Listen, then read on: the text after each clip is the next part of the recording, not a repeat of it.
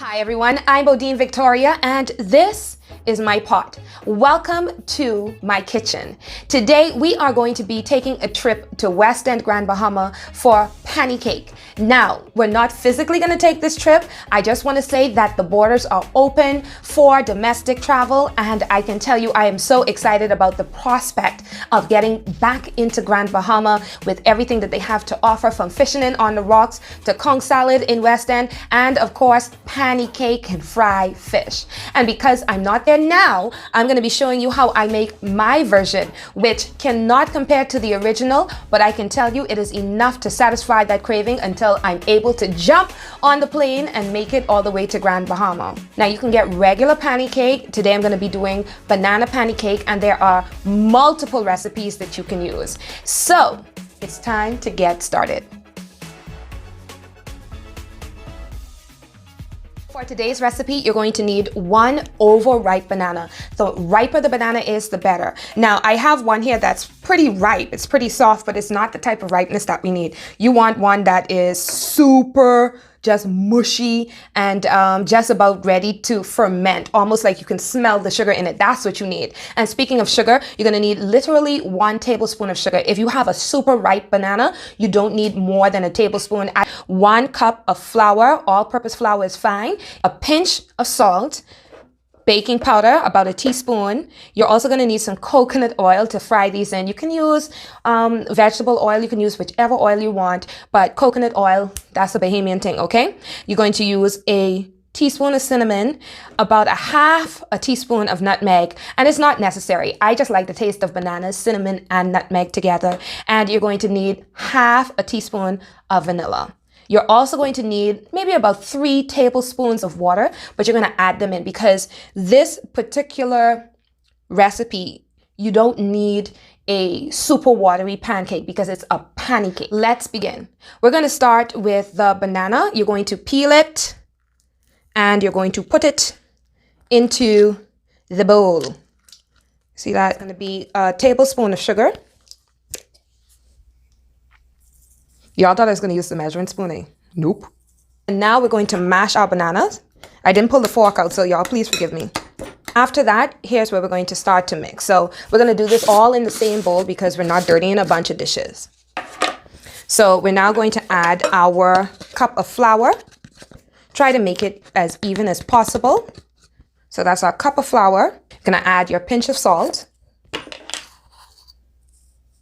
I'm going to do a little less than a teaspoon. Let's say ½ a teaspoon of cinnamon, because that's a lot. And we want to taste the banana. Maybe about ¼ teaspoon of nutmeg, ½ a teaspoon of vanilla flavoring. And finally, our teaspoon of baking powder. And we're going to mix that. Here we go.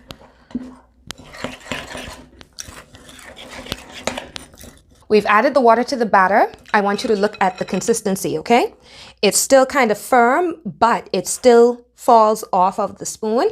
You want it that way because a pancake is supposed to be slightly chewy, even though it should be nice and light and fluffy. That's part of the enjoyment. The contrast of the chewiness with the crunchiness and the flakiness of the fish or the shrimp or the lobster that you're going to be serving this dish with. Speaking of which, let me set up now for the fish. We're going to fry both of these at the same time. And now we're ready to prepare our fish. Now, the fish should be seasoned ahead of time. Why is that? Because personally, I believe that you should not serve people fish that is not seasoned. We're going to coat the fish in flour. Make sure that your fish is dry. You want to coat it. You want to coat it in the flour. I'm going to do something that is probably going to make all of the chefs and all of the people that have 2 separate pans for dredging egg and flour kind of cringe, but I'm going to do this right here. We're going to work the egg over the fish, and you're going to see that it's going to do the same job that coating this and dredging it the regular way would do. We're going to heat our pancake pan, and we're going to turn that to kind of a medium low, all right? And the reason why we want to do that is because we don't need this pan to be moving so fast. We don't want to burn these pancakes. We want to slightly singe them. All right, you heard that? That's an indication that this pan is just about ready. I'm gonna test this right now with this very thin piece of snapper. Yes.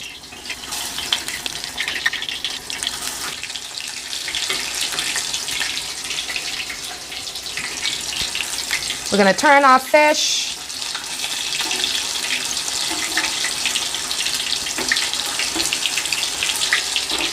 And these are gonna fry for about a minute on each side. Over here, we're going to add our pancake batter.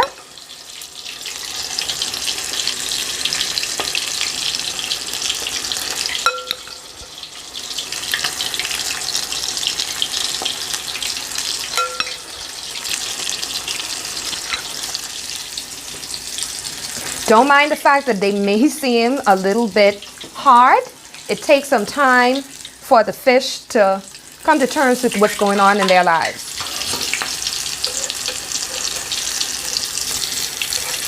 Oh, good.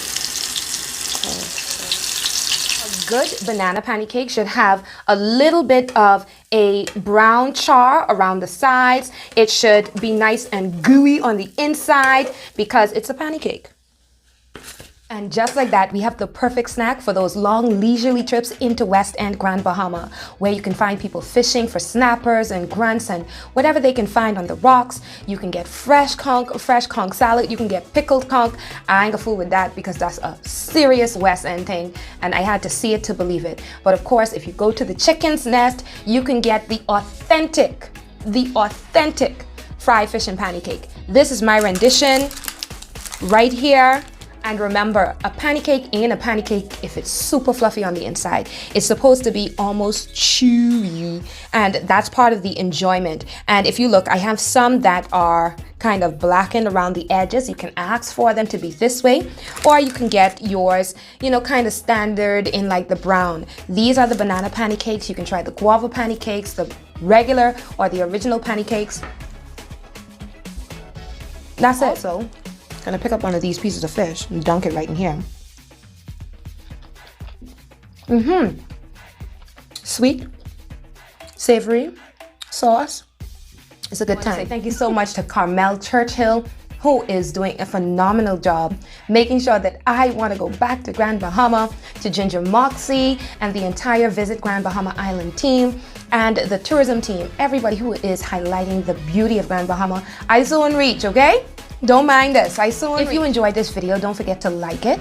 Also, subscribe to my channel and hit the notification bell so that you know each and every time I upload. And here's a reminder, don't let any and everybody dig up in your pot.